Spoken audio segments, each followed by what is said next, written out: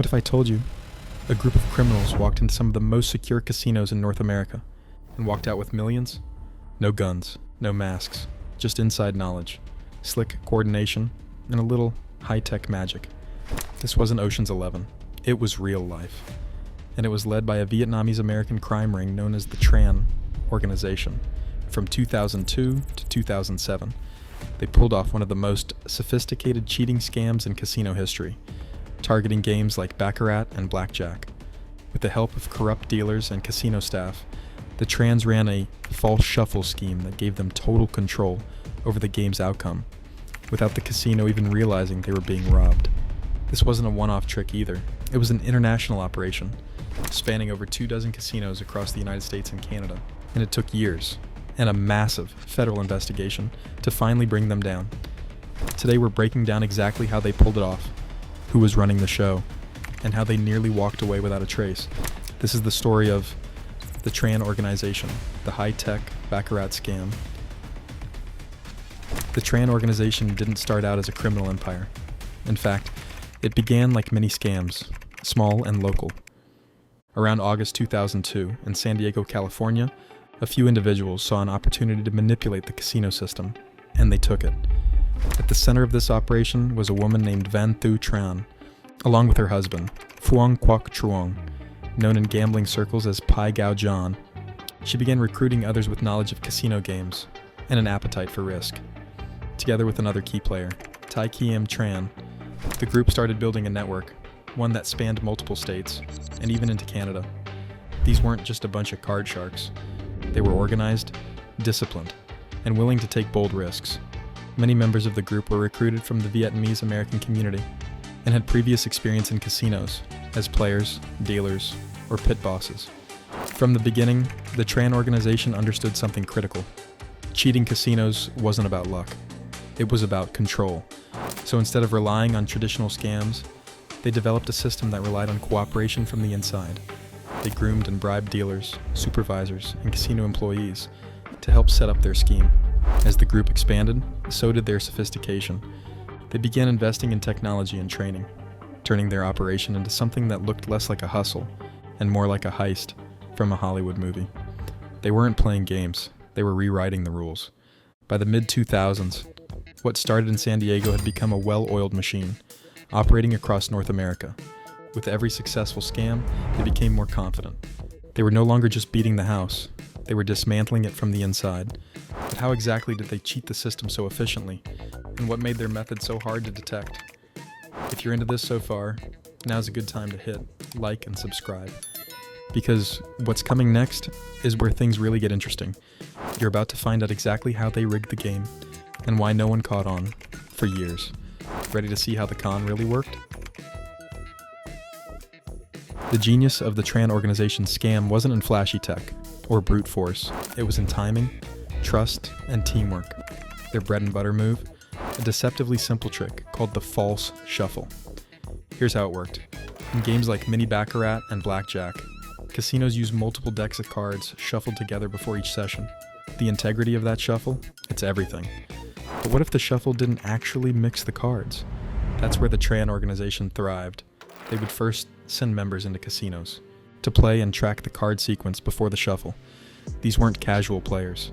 They were trained to memorize or record the sequence of the cards coming out of the shoe.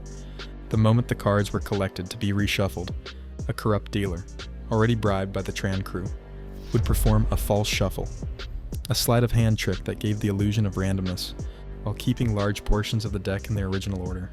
Back at a nearby hotel room or safe house, other team members would feed the card sequence into custom software that would predict the upcoming hands. That data was then sent back to players at the table, using tiny communication devices like pagers, wireless earpieces, or subtle hand signals. The results: players would know exactly when to bet big and when to pull back. They didn't win every hand, but they won just enough to stay under the radar, until the wins started piling up across dozens of casinos. But it wasn't just the false shuffle and tech that made the operation successful. It was the people. The Tran Organization ran like a military unit.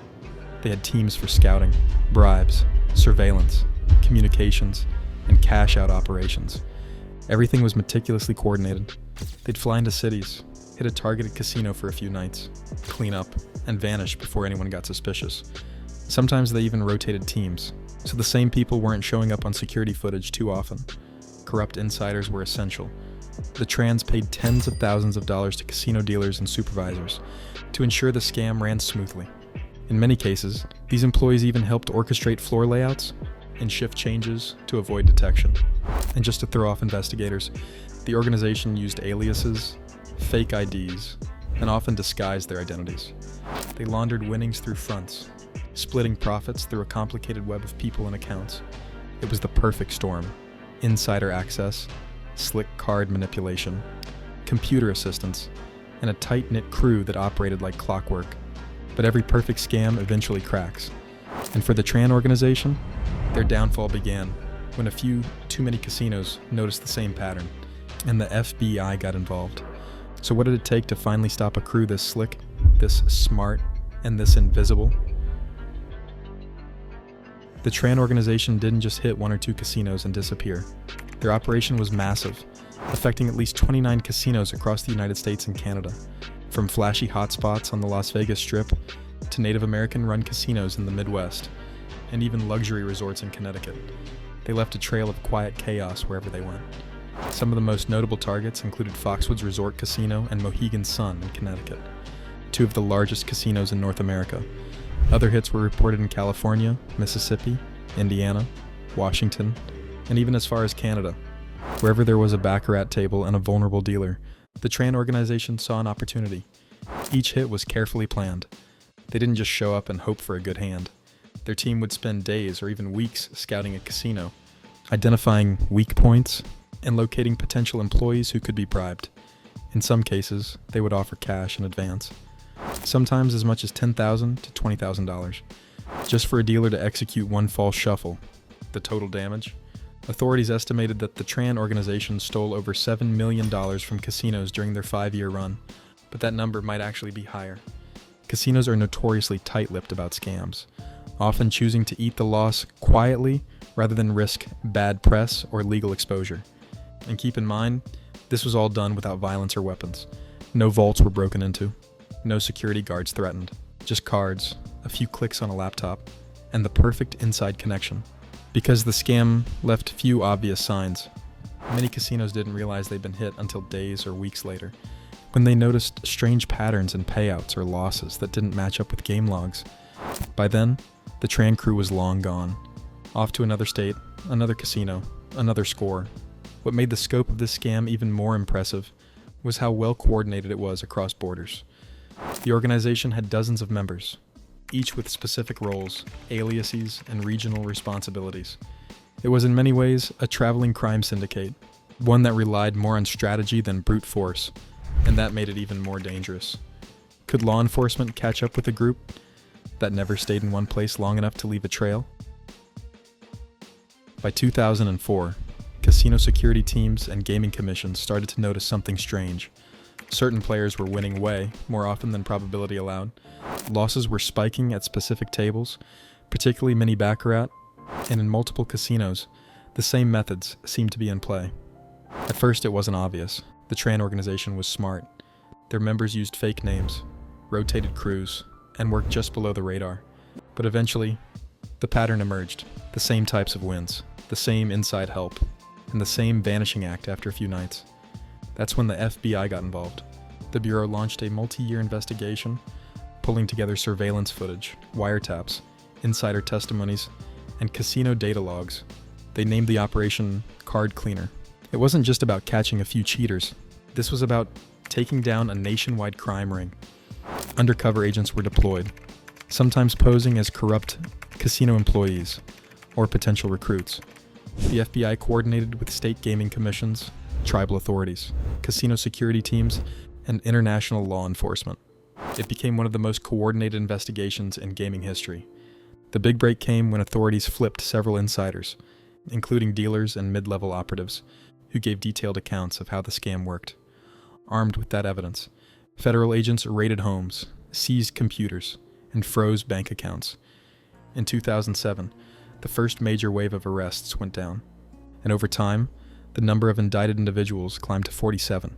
The charges included racketeering, conspiracy to cheat at gambling, money laundering, and wire fraud. Out of those 47, 42 pleaded guilty.